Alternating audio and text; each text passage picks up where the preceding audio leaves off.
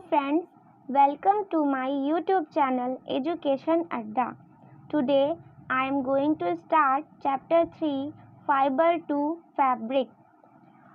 Friends, fibre का मतलब या धागे जिसे हम कहते हैं एंड फैब्रिक का अर्थ होता है क्लॉथ्स यानी कि कपड़े।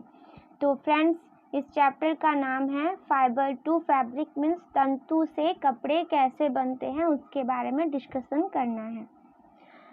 फ्रेंड्स, जैसा कि हम जानते हैं कि एनसीईआरटी में पहेली एंड बूझो नाम के दो बच्चे हमेशा उसमें रहते हैं।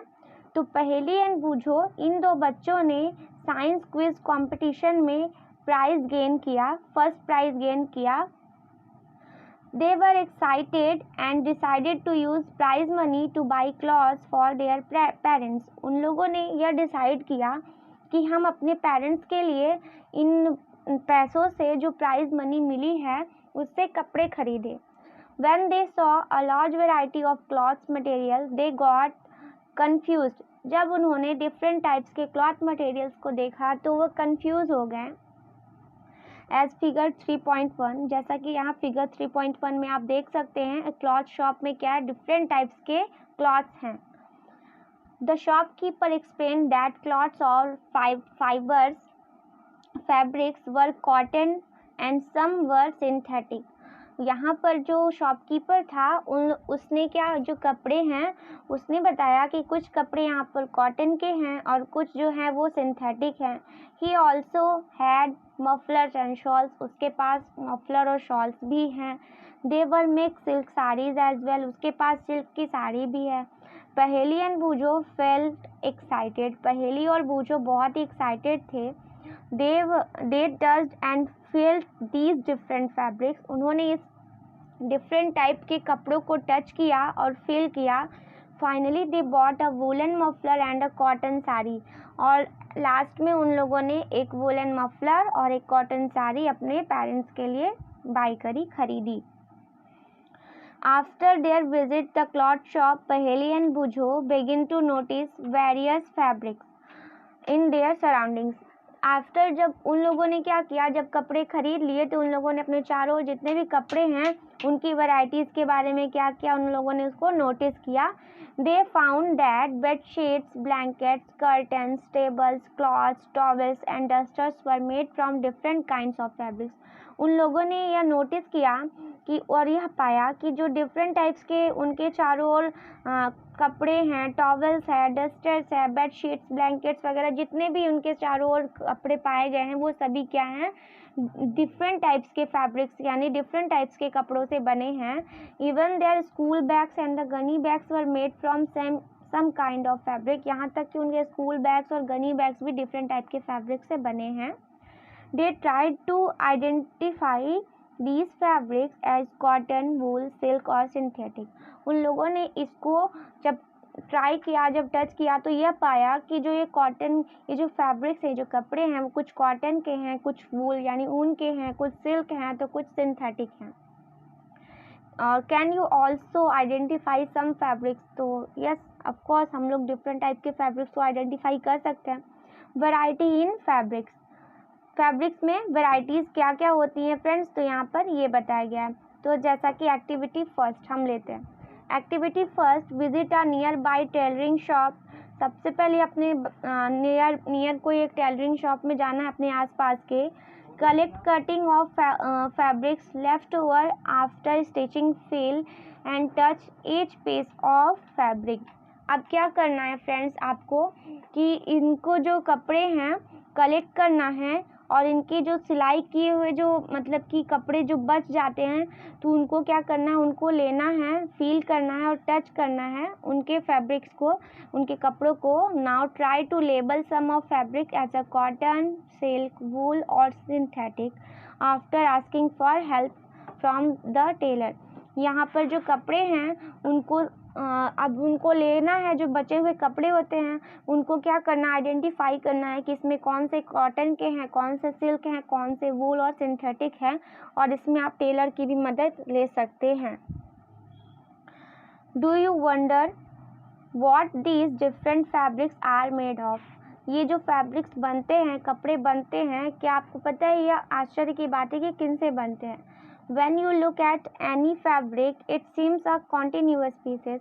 जब हम देखते हैं किसी कपड़े को तो ये लगता है कि एक continuous piece है, यानी लगातार क्या है, pieces हैं. Now look at closely, लेकिन जब उसको हम ध्यान से देखते हैं, उसको जब नज़दीक से देखते हैं, what you notice, जैसे आप उसमें क्या नोटिस करते हैं, जैसा कि फिगर 3.2 में नोटिस कीजिए. In large view of a piece of fabric का जो मतलब कपड़ा जो होता है उसको जब एकदम नज़दीक से देखते हैं तो क्या मेजर होता है, ये होता है कि ये एक कॉन्टिन्यूअस पीस ना होकर के क्या है, एक छोटे छोटे धागों से मिलके बना है, छोटे छोटे फाइबर्स से मिलके बना है. Activity to select a piece of cotton fabric you labelled in activity 1. जो एक्टिविटी 1 में जो सेलेक्ट किया गया था कॉटन का फैब्रिक, कॉटन के कपड़े को, उसको जिसको हमने लेबल किया था उसको लेना है. Now try to find a loose thread और yarn at one of edges and pull it out. अब क्या करना है कि उसमें से एक किनारे को लेना है और उसको थोड़ा सा ढीला करना है और उसमें से क्या करना है, उसमें से धागे को उसके किनारे से बाहर निकालना है. If no loose yarns are visible you can gently pull one out with a pen or a needle. अगर यह नहीं निकल रहा है तो आप उसको किसी पेन या फिर सुई से लेकर के उसको निकाल करके आप देखिएगा. तो क्या होता है, जैसा कि यहाँ पे आप देख रहे हैं, we find that a fabric is made up of yarns arrange together. हम लोग ये पाते हैं कि ये जो फैब्रिक होते हैं, जो कपड़े होते हैं, ये क्या है, एक धागों के अरेंजमेंट से बना है. किससे बना है फ्रेंड्स, धागों के अरेंजमेंट से, जैसा कि इस फिगर में दिख रहा है. जैसा कि हमने आपको बताया कि इसका एक कॉर्नर लेना है, उसको खींचना है और जब उसको खींचेंगे तो वो एक साथ क्या होने लगेगा, धीरे धीरे करके पूरा बाहर आने लगेगा. जैसा कि यहाँ पर आप देख रहे हैं कि उसके जो फाइबर्स है वो बाहर निकल के आ गए. तो ये क्या है कि हमने ये पाया कि एक कॉन्टिन्यूस पीस ना होकर के क्या है, एक अरेंज्ड किया हुआ फैब्रिक, फाइबर को अरेंज किया हुआ फैब्रिक है. What are these yarn made of? अब ये धागे किससे बने हुए हैं, यार्न मीन्स धागे. जो धागे होते हैं फ्रेंड्स, या किससे बने हैं, अब हमें ये पता करना है. तो फाइबर की अगर हम बात करें तो एक्टिविटी 3 हम लेते हैं. We out a yarn from a piece of cotton fabric. Cotton के फैब्रिक से हम क्या करते हैं, धागा लेते हैं. Place this piece of yarn on the table. इसको टेबल पे रखना है. Now press one end of the yarn with your thumb. अब अपने अंगूठे से उसको प्रेस करना है, उसका एक किनारा लेना है, उसको प्रेस करना है. Scratch the other and of the yarn along its length with your nails is shown figure 3.4.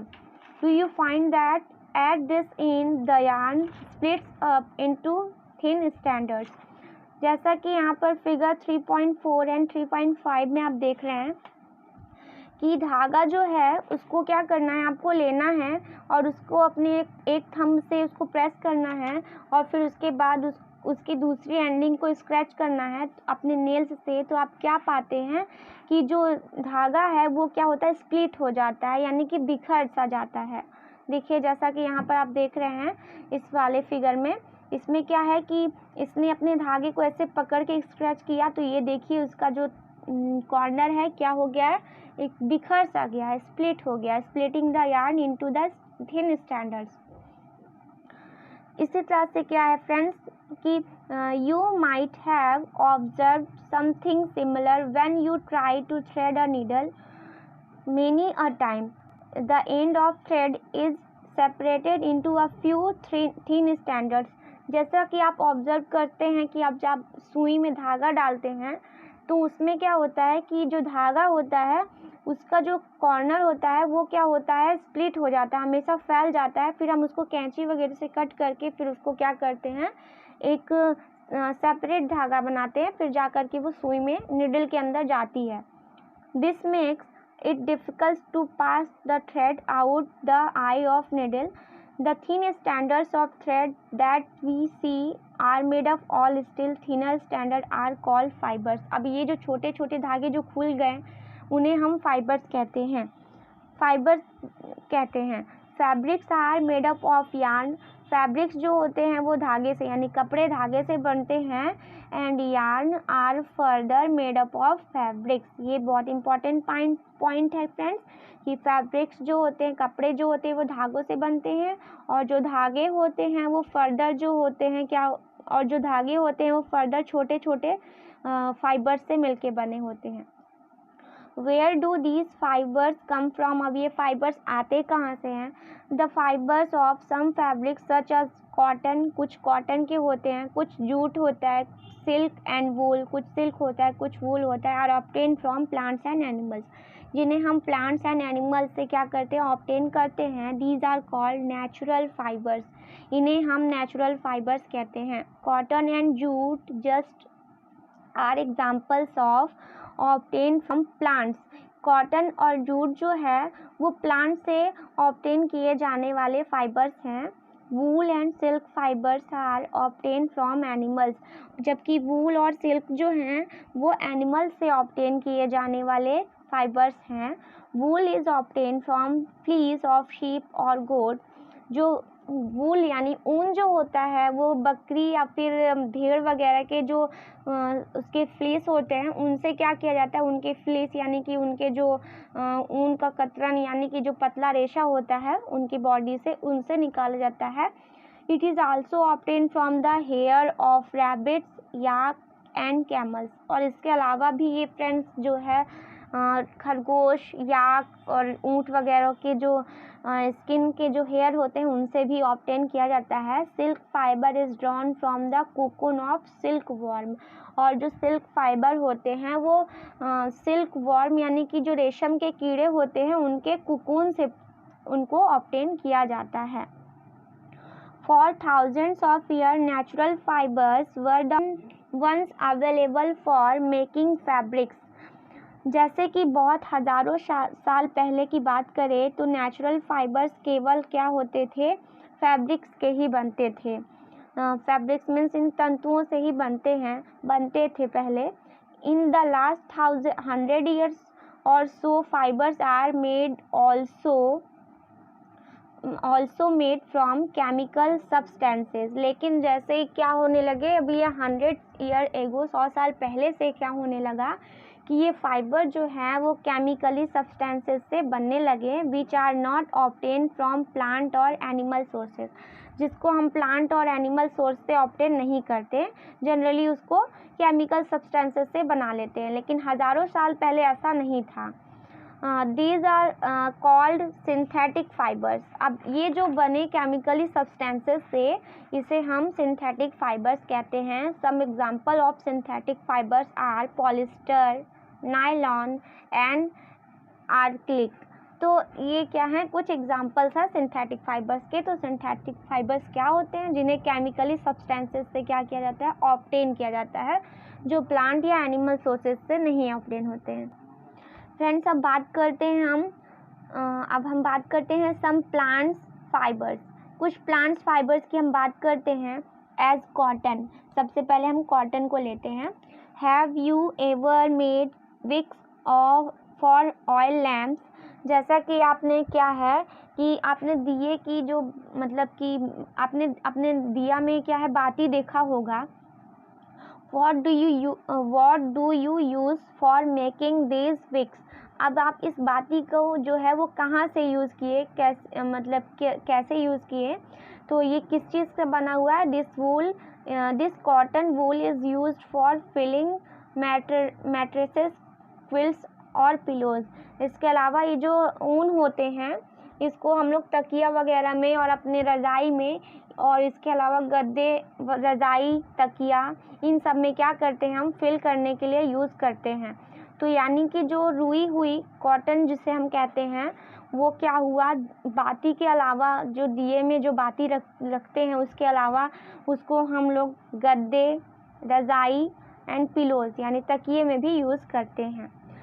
Take some cotton wool, pull it apart and look at its edges.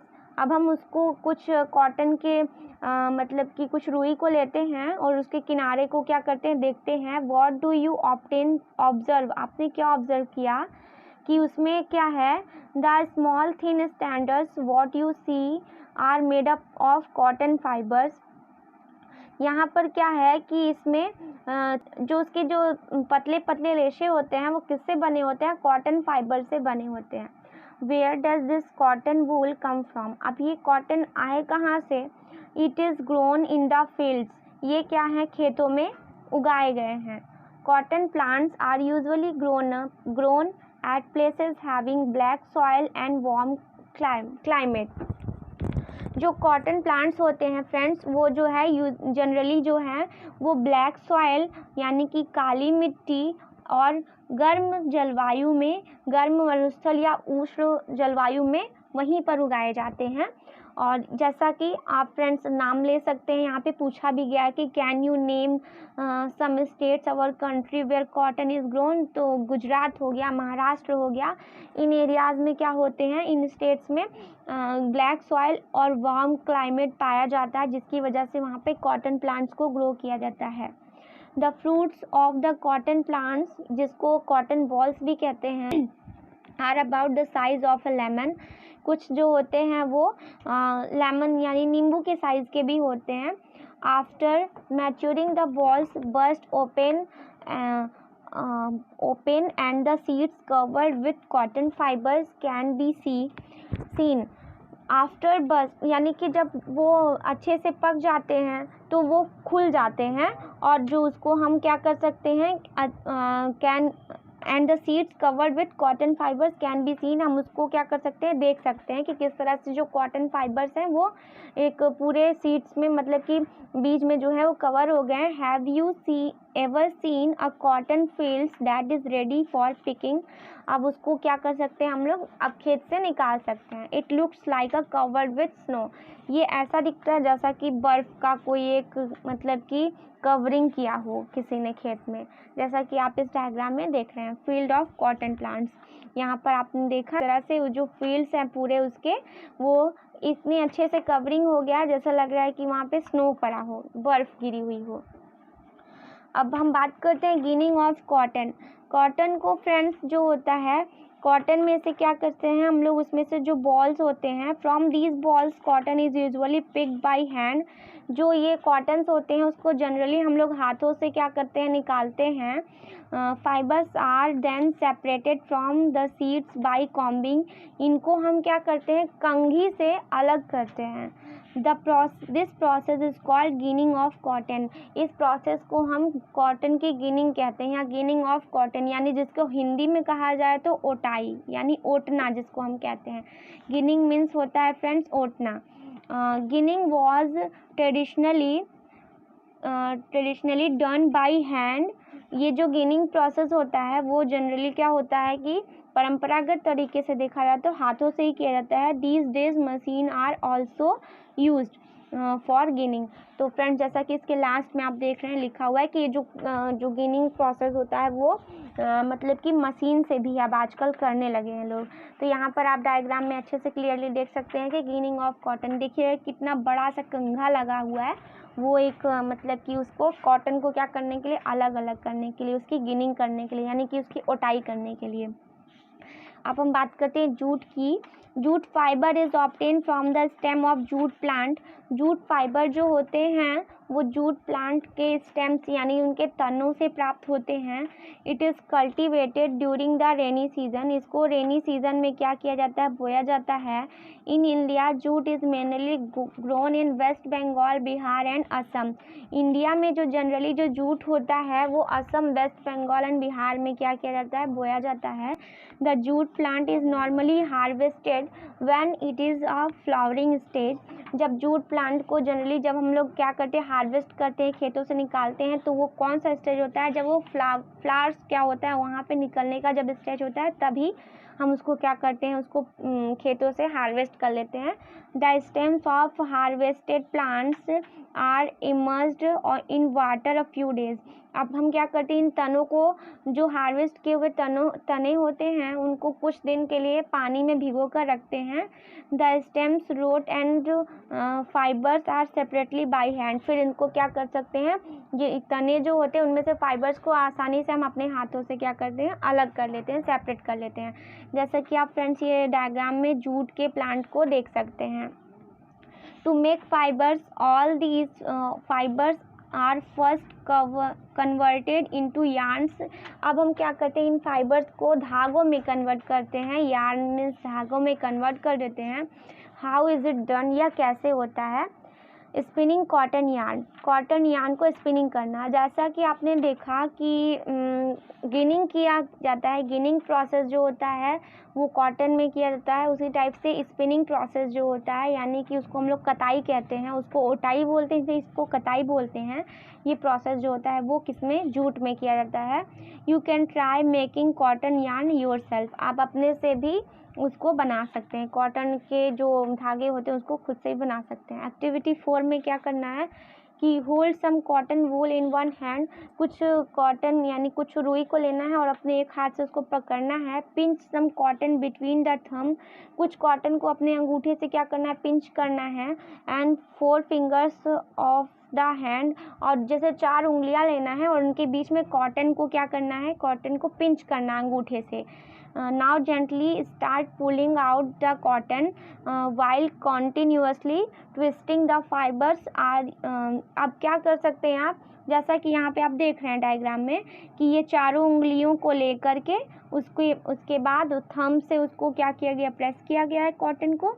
फिर उसके बाद ये 2 उंगलियां लेकर के यहाँ पर क्या किया गया, उसको स्पिनिंग, उसको क्या किया, ट्विस्ट किया गया। जब हम उसको ट्विस्ट करेंगे तो वो जो है यार्न में कन्वर्ट हो जाएगा।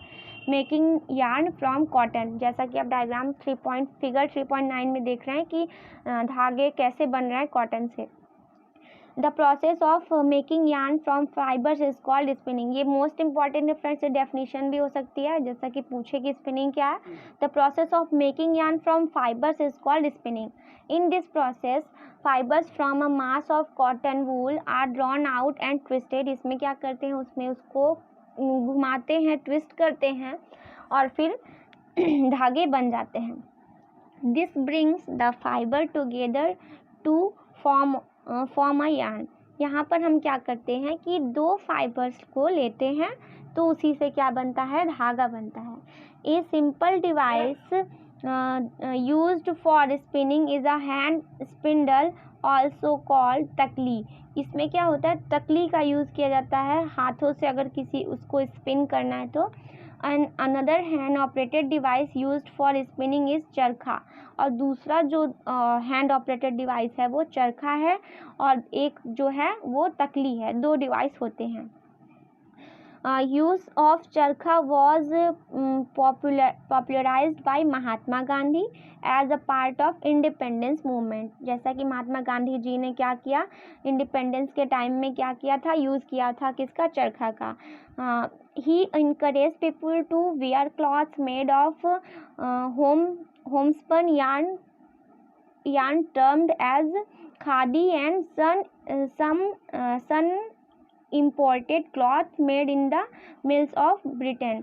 जैसा कि गांधी जी ने कहा कि आपको अपने खुद के बनाए हुए क्या करने हैं, इन कपड़ों को इनकरेज करना है। ये नहीं कि ब्रिटेन के कपड़ों को, ब्रिटेन के मिल्स से जो बने हुए क्लॉथ्स हैं इम्पोर्टेड क्लॉथ्स को नहीं यूज़ करना है, उसकी जगह पे हमें अपने खुद के खादी के कपड़ों को यूज़ करना है।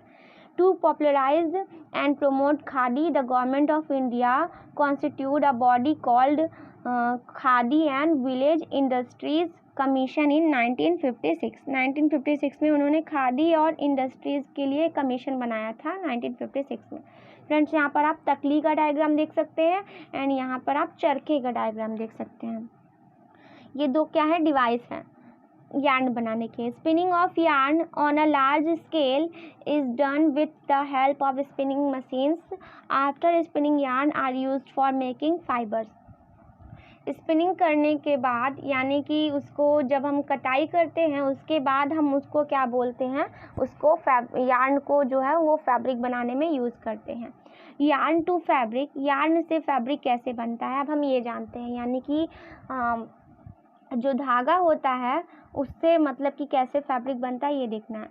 There are many ways which fibres are made from yarn. The two main process are weaving and knitting.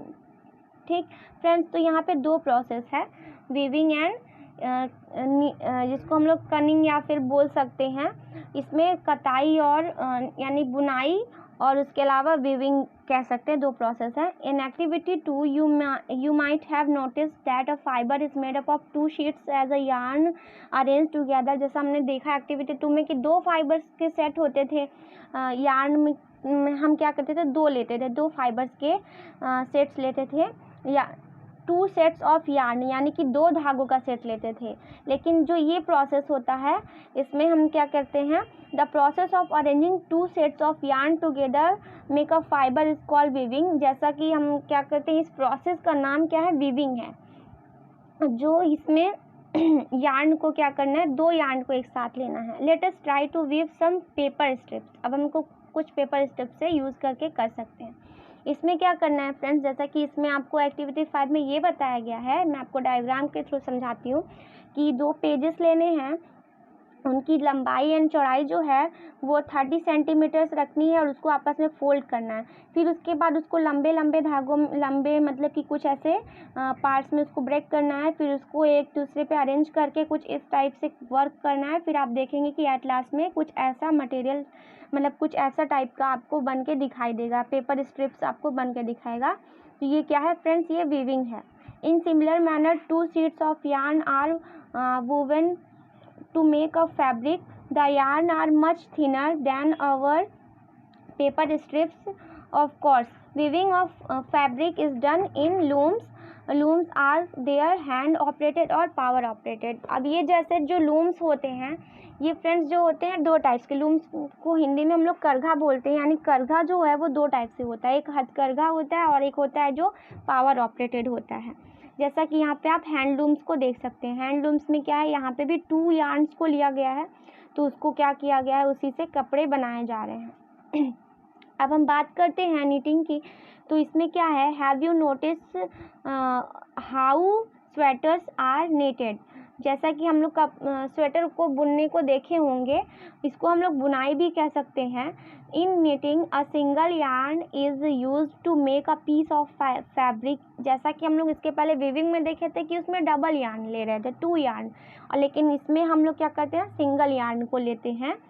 Have you ever pulled the yarn from a torn pair of socks. जैसा कि आप क्या कर सकते हैं कि आप अपने सॉक्स जो मतलब कि सॉक्स को लीजिए, उसके क्या कर दीजिए, उसके एक धागे को खींचिए तो उसमें से निकल के बाहर आने लगता है एक सिंगल यार्न। तो व्हाट हैपेंस, उसमें से क्या होता है, single yarn gets pulled out continuously as the fabric gets unravelled. Socks and many other clothing items are made up of knitted fabrics. Knitting is done by hand and also on machines. तो आप तो ये generally जानते हैं कि जो ऊन से जो हम लोग जो स्वेटर वगैरह बुनते हैं, बुनाई जिसको हम लोग कहते हैं, निटिंग मीन्स बुनना। तो ये जो प्रोसेस होता है ये क्या होता है, हाथ से भी हो सकता है और मशीन से भी हो सकता है। तो जैसा कि यहाँ हाथ की निटिंग दिखाई गई है फ्रेंड्स, तो इसी तरह से यहाँ पे बताया गया है। Weaving and knitting are used for making different kinds of fabrics. तो बुनना वगैरह जो होता है, वीविंग एंड निटिंग, ये दोनों डिफरेंट टाइप्स के फैब्रिक्स को बनाने के लिए क्या होते हैं, हेल्पफुल होते हैं। These fabrics are used for variety of clothing items. ये डिफरेंट टाइप्स के क्लॉथिंग आइटम्स को बनाने के लिए हेल्पफुल होते हैं। हिस्ट्री ऑफ क्लॉथिंग मटेरियल्स, तो इसकी हिस्ट्री में फ्रेंड्स यही बताया गया है कि पहले क्या करते थे लोग, जो है वो हमारे पुराने ज़माने में उस जो क्लॉथ्स थे उसको वैसे ही वेयर कर लेते थे। Have you ever wondered what materials people used in ancient times for cloths? It appears that in those times people used the bark and big leaves of trees or animal skins turns to cover themselves. अब उस ज़माने में क्या था कि लोग अपने आप को ढकने के लिए मतलब कि जानवरों के खाल वगैरह को या फिर पत्तियों से क्या करते थे, ढक लेते थे। फिर क्या हुआ कि after some time people begin to settle agricultural communities. They learn to weave twigs and grass into mats and baskets. Swines, animals, fleas, or hair were twisted together into long standards. These were woven into fabrics. Our early Indians wore fabrics made out of cotton that grew in the regions near the river Ganga. क्या था friends कि उस time पे लोग क्या करने लगे, धीरे धीरे मैट्स वगैरह बास्केट बनाना सीखने लगे, ग्रास वगैरह को ट्विस्ट करके बना के। फिर उसके बाद वहाँ पर उस टाइम पे क्या करते थे लोग, इन फैब्रिक्स को क्या करते थे, गंगा के किनारे जो थे इनको जो है वो ग्रो करते थे, इनकी क्या करते थे, इनकी खेती करते थे। फिर क्या था फ्रेंड्स, फिर उसके कुछ टाइम के बाद फ्लैक्स आया। Flax is also a plant that gives natural fibers. In ancient Egypt, cotton as well as flax were cultivated near the river Nile and were used for making fabrics. अब फिर उसके बाद flex जो था वो क्या, नील नदी के किनारे नील नदी के किनारे बोने के लिए इस्तेमाल किया जाने लगा। तो इस तरह से दो चीज़ें बनी, एक फ्लैक्स हो गया और उसके अदरवाइज उसके अलावा जो फैब्रिक्स बनते थे उस टाइम पे वो गंगा नदी के किनारे बोए जाते थे। फिर उसके बाद फ्रेंड्स क्या होने लगा, in those days was not no people simply wrap the fiber around different parts of their body. उस टाइम के लोग जो थे वो स्टिचिंग नहीं जानते थे, मीन्स उस टाइम के लोग सिलना वगैरह नहीं जानते थे, तो क्या करते थे बस जो कपड़े थे उनको फैब्रिक्स को अपने बॉडी पार्ट्स में ढक लेते थे। many different ways of wrapping fabrics were used. With the invention of the sewing needles, people started stitching fibers to make cloths. Stitched cloths have gone through many variations since this invention, but is it not amazing that even today sari, dhoti, lungi or turban is used as an unstitched piece of fabric. जैसा कि friends क्या था कि many different ways के मतलब अलग अलग तरीके से फिर हम लोग क्या करने लगे, फिर सिलना वगैरह जब सुई की इन्वेंशन हुई आफ्टर इन्वेंशन ऑफ निडल, फिर क्या होने लगा, लोग जो है वो स्टिचिंग सीख गए, कपड़े को सिलाई करना सीख गए। लेकिन एक हैरानी की बात यह भी है कि अभी भी हम लोग जो है साड़ी, धोती, लुंगी, इसके अलावा जो पगड़ी होती है उन सबको हम लोग अनस्टिच यानी बिना सिले ही यूज़ करते हैं।